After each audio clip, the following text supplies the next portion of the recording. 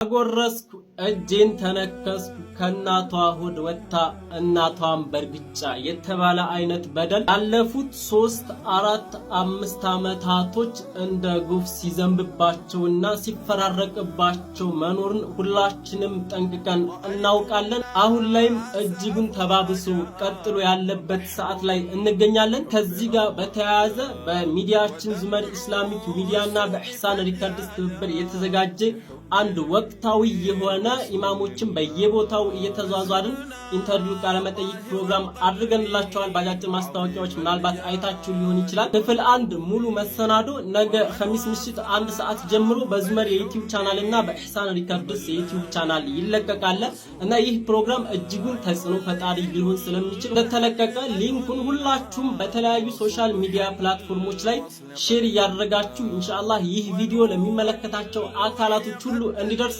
ሁላችንም ድርሻችንን እንድንወጣ ስል ከወዲሁ ጥሬን አስተላልፋለሁ። ኢንሻአላህ ከኛ የሚጠበቀው ሰበብ ነው፣ ድሉ ደግሞ ከአላህ ነው የሚመጣው። አላህ ቅርብ ያድርግልን። ባረከላሁ ፊኩም። ወሰላሙ አለይኩም ወራህመቱላሂ ወበረካቱ።